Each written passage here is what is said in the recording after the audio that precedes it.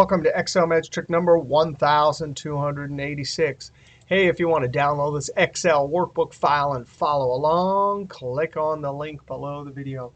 Hey, we got to talk about the amazing new ifs. Yes, that's right, if with an S function.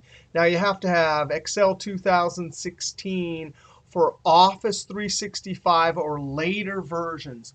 Now, if you don't have this function yet and you have Office 365, you might go watch this video right here that tells you how to get the Insider program. Now, the ifs is an amazing new function. We've always had if without the S, and the ifs will allow us to list multiple logical tests and get multiple results without having to nest multiple if functions. Now, one thing that's going to be totally different is there's no value if false argument like the if function. That means if we want a default value, we're going to have to learn the last argument TRUR Trick. Now, our first example is an income statement example. And you can think about using the ifs functions whenever you have 3 or more items to put in the cell. So here is an income statement. Notice I have a formula right here, revenue minus expenses. And it says profit right now. So in this cell, it says profit. But if I were to change revenues to $40,000, well, instantly I would have a loss, and I would need to change the cell content from profit to loss. Now, for this particular template, I also want, if revenues and expenses are exactly equal, I want this to say break even. So see, we have a situation. There's a cell right here, and we have one of 3 things that we need to put in the cell. So that's a perfect use for the ifs functions. Now I'm going to bring this back to 50,000 because I want to talk about income statement templates like this. Now, here it is, revenue minus expenses. That works. But oftentimes, if I get a loss, I don't want the number to show up as a negative. I want to indicate the sign of whether it's a loss or a profit with the label. So it should say loss there. But I first need to deal with this formula right here. Now, revenue minus expenses is fine, but since I always want it positive, I'm going to use the ABS function. Absolute value. That will always tell me the distance from 0. So it doesn't matter if it's negative or positive.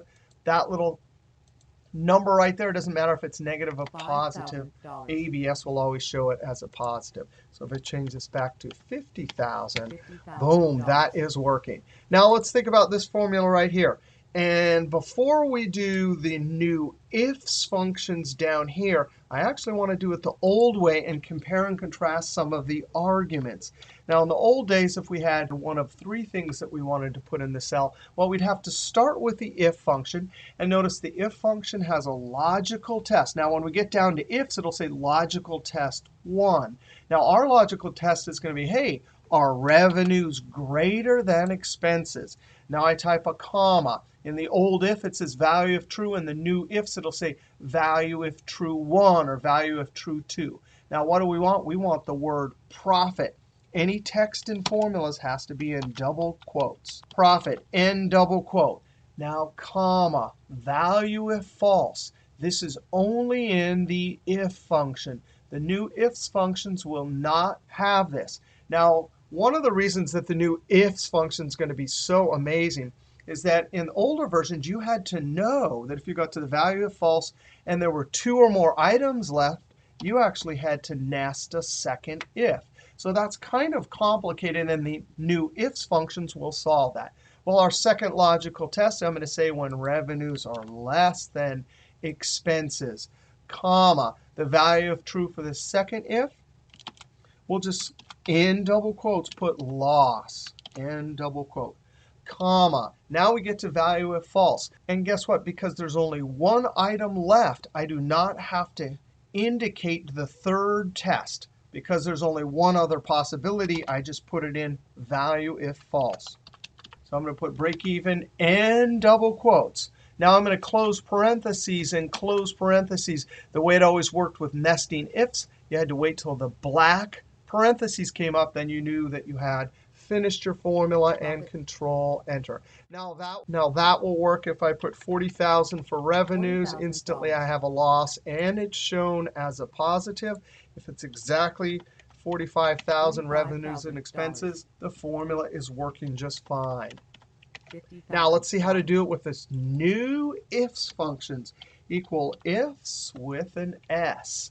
Hey, there it is, that new argument, logical test 1. Hey, we're going to say our revenues greater than expenses, comma, value if true 1. I'm going to put in double quotes, profit end double quote. Now, one thing that's different about the ifs is the logical test still only comes out 2 possible ways, true or false. Now, true means put profit in the cell. If it comes out false, it means it has to go to the next argument. So if that comes out false, then we simply comma, and there it is, logical test 2. Our logical test is going to be, hey, our revenue's less than expenses, comma, logical test 2. That'll be loss in double quotes, comma. Now here it is, a logical test 3. There's no value if false. We actually have to list explicitly 1, 2, 3 logical tests. And this will simply be, hey, when revenues are equal to expenses, comma. Then the value if true 3, in double quotes, break even, end double quotes, close parentheses. Control Enter, and now both formulas will work. 40,000, and we get a loss. 45,000, we get break even. 50,000, and we get profit. Now we want to look at our next example, and here it is. IFS is good for a lookup situation where the categories, these will be our categories to go and get the commission rate, don't fit the lookup algorithm.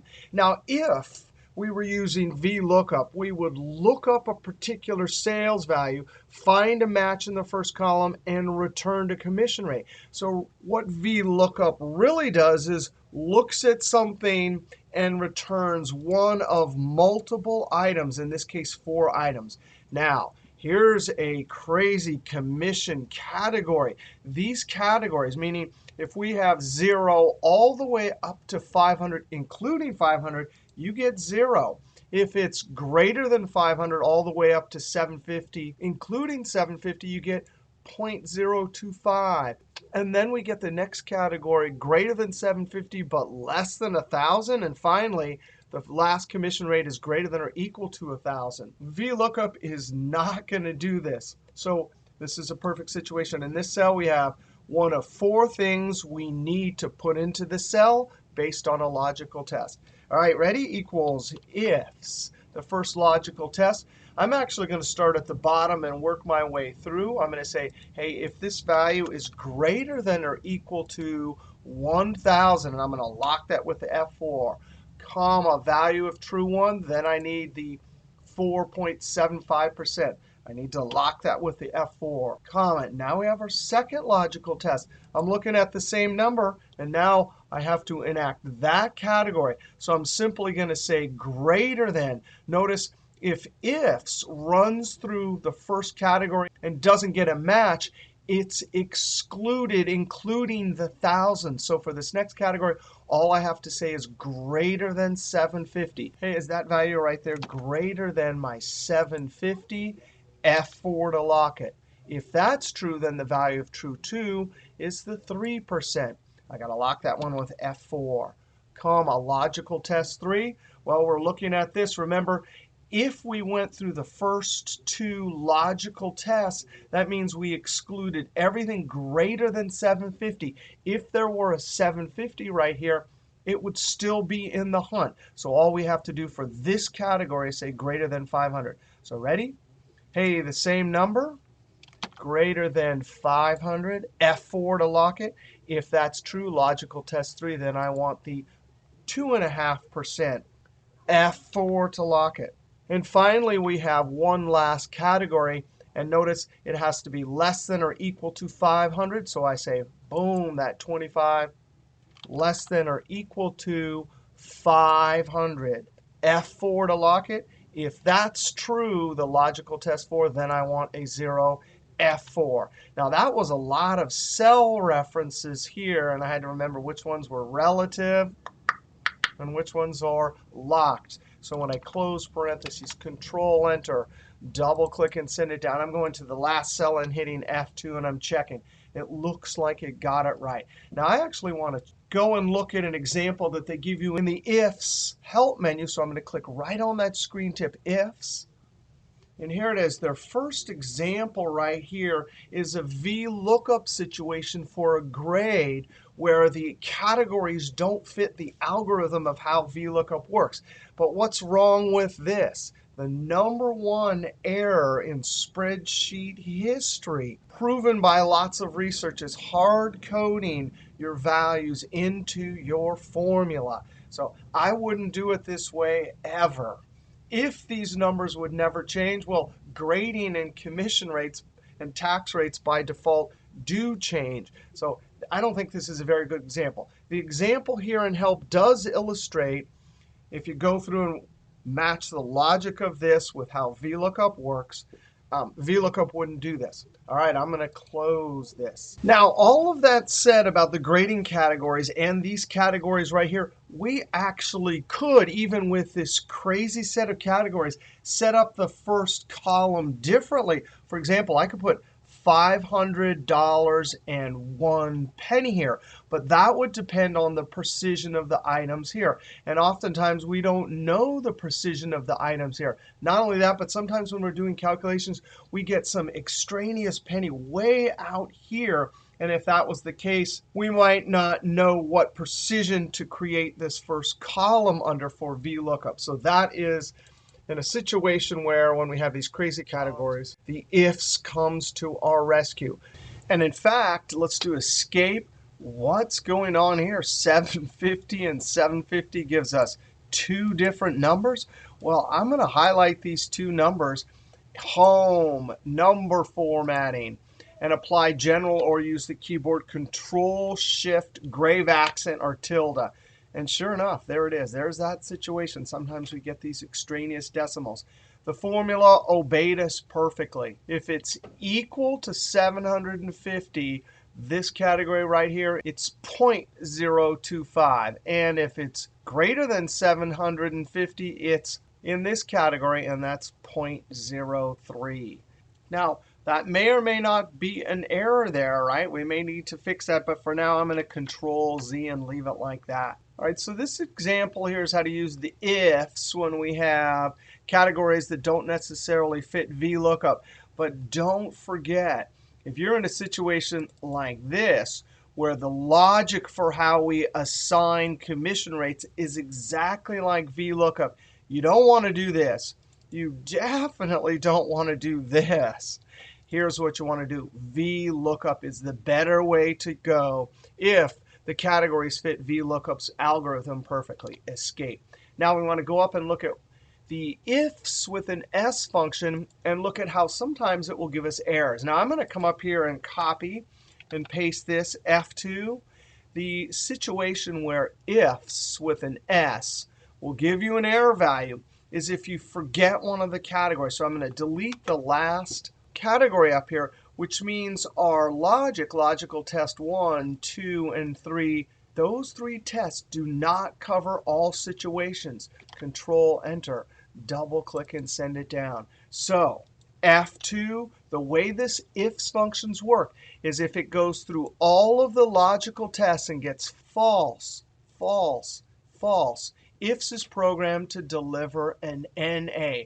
Now, this is actually different than the old way when we nested ifs. I'm going to copy that, come over here, and I'm going to try and create the nested ifs. Get rid of that S, and then right here, IF tab. Right here, IF tab. And right at the end, notice value if false. I'm not going to put a comma. Value if false is there. It'll put a false in. Close parentheses, Control-Enter, and copy it down. So this is yet another difference between nested if functions and the ifs. Now I want to yet again copy this and show you another important trick with ifs. If you have a situation like we do here where we get to comma, the last logical test, if there's only one logical test and it were very complicated, I could simply put true here. Or there were many situations which were going to get the same default value, we could just put true in the logical test for, in our case, or whatever the last logical test was, and then comma, put whatever value it is. That's a 0. I'm going to hit F4. So the way this is going to work, Control Enter, is it'll work exactly as if we had that last logical test. Now, F2, what's happening is it gets false, false, false. And so if you want to have a default value to cover all other options left, you simply put true in the last logical test. So that'll be called our last argument, TRUR Trick. That's a way of getting a default value. Now, in another important aspect of ifs, it's going to be different than if I were to put the if function and simply, instead of putting a logical test, select a cell that has some values, in the old logical test for if, true and any non-zero number turns out to be true, and false, 0, and an empty cell is interpreted as false. So watch this. I'm just going to put a value for value if true, close this off, Control Enter, and copy it down. Now, as we saw just a moment ago, it'll put a false, but notice it's reading false, 0, and empty cell is false.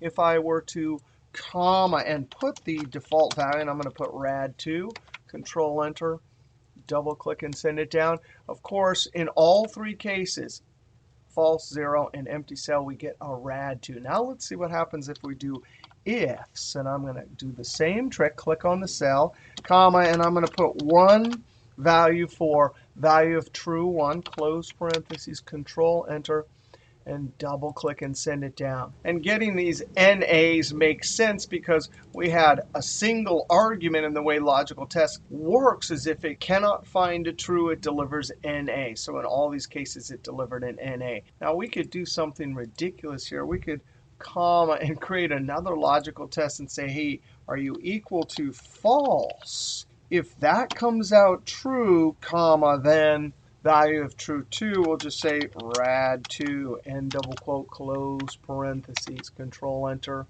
double click and send it down. And this sort of makes sense because here it got false equals false, which is true, so it delivers there. Here, just like actually over in the cells, if you were to say, is an empty cell equal to false, you get a true there. But here, also just like you would get if you did it over in the cells, 0 is not going to equal false in a logical formula.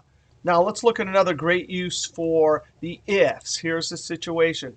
We have a crazy commission calculation, which means, look at this. If they have 0 cells, which is it's 0. But if they have greater than or equal to 500 and less than 750, we need 1% plus 0. Here we're going to need 2% plus a default amount. Here we're going to need the default amount 80 plus any amount greater than 1,000 times this 0.05. So in essence, we want 4 different types of formulas in our cell. This is a great use for ifs.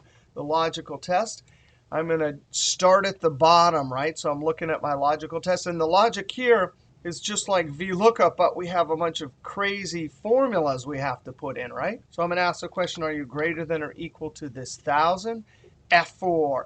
If that's the case, the value of true, well, I need my default value 80, F4, plus, and in parentheses, I need to take whatever the current sales are minus the 1,000, F4 to lock it, close parentheses, times this 5%. Now I'm going to lock this with the F4. That means we're putting that whole formula in when it finds a value greater than or equal to 1,000, comma. Logical test 2. I'm just going to continue on. Hey, anytime that is greater than or equal to 750, F4. Then our formula is simply going to be $45, F4, plus the actual value, relative cell reference, times our 0.02, F4, comma, logical test 3. Well, there it is, greater than or equal to 500. So the value greater than or equal to 500. F4. If that's the case, then the value of true 3, simply the amount times our 0.01 F4. And I'm going to use my TRUR trick here, the default value. So I'm going to say true, meaning it gets to the last logical test, then comma, we're putting a 0 in F4, close parentheses. And there you go, Control Enter. Double click and send it down. Now, I have done commissions like this, and there's tax tables like this, and I actually don't do nested ifs. I do some crazy formula with VLOOKUPs. But that is quite nice. Now, one other aspect that we used to use the if function for to filter out values, if I want to calculate standard deviation here, there's no standard deviation ifs. And notice in each one of these cells, I'm trying to calculate the standard deviation for two conditions or criteria. So Portland from the city column, quad from the product column. Let's just see how we did this using nested ifs. And we'll see that you cannot use the new function, or at least I can't figure out how to do it. I'm going to do standard deviation of the sample. We do not want all of the numbers, so we have to filter them using the if function. If the first test, I'm going to go for city, Control Shift down our F4.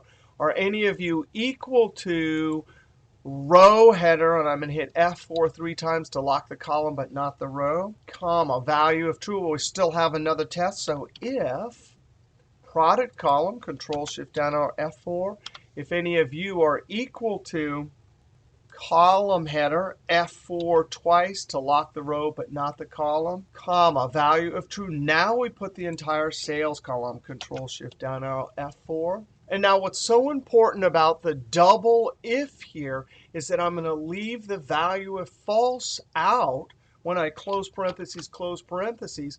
The false value will be put in place of every number that doesn't match both criteria. So if I click on number 1 and hit F9, there it is. So it'll only throw whatever numbers meet the conditions into the standard deviation.s, and standard deviation function is programmed to ignore falses. If we had used Boolean values, we would have zeros there. So the if really does help us here. Close parentheses. This is an array formula. That argument can handle that array operation without using the special keystroke Control, Shift, and Enter.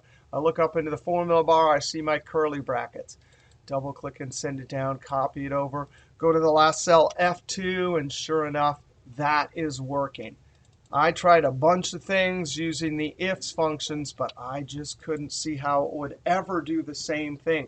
So that is an example where we were nesting if in the past. We're still going to have to do it if we want to use the standard deviation.s function. Now, one last example for the ifs.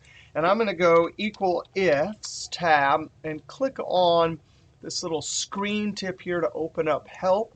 And I'm going to scroll down. We looked at the first example. But here is a terrible example here. It said ifs, that particular cell equals 1, then A2, which that should be A2, right? So it's going through and doing this whole ifs to put day of the week. Now, there are a bunch of ways to do that, from the text function to the choose function and whatnot. But let's think of a different situation where we might want to consider using ifs. What if we wanted Saturday and Sunday? So 1 will be Sunday, 7 will be Saturday, and all the other days we want weekday. Well, I could build a logical test. Hey, if you are equal to 1, comma, then in double quotes, please put Sunday, comma, logical test 2. I'm going to say, hey, are you equal to 7, comma, then I want Saturday, and double quote, comma, logical test 3. I'm using our TRUR trick. Otherwise, in the old days for ifs, we say otherwise, value of false, but true, value of true 3, then weekday. End double quote, close parentheses, Control Enter, double click and send it down. So that's a pretty good use. You know, one way I wouldn't do it, and I've seen this before, choose, and the index number is some number 1, 2, 3, 4, 5, 6, 7, and then all the values you want to put in are here. So I'm going to say weekday of the serial number here, and the default will give me 1 for Sunday, 2 for Monday. close parentheses, and then actually have to type all these values out. So value 1, that means if it gets a 1, 2, 3, 4, and you actually repeat all these values. I wouldn't do that when it gets to 7, it gets to Saturday. It'll do the same thing, but the ifs is much better than that. But you know what? Really, if you can have a lookup table, again, VLOOKUP has so many uses. I'm looking up weekday of this number right here, close parentheses. There's my table. 1 gives me Sunday. 2 or all the way to 7, but not including 7, gives me a weekday. F4, comma 2. This is approximate match, so we leave that last argument off. Close parentheses, Control Enter. Double click and send it down. Now, there's another new function called switch that just came out. And the next video I do will be about switch. Switch is different than ifs. There's an expression, but guess what? It doesn't have to come out true and false. It can match anything, and we'll have lots of examples next video. But here I'm just going to use the weekday function, which takes the serial number date and converts it to 1 to 7.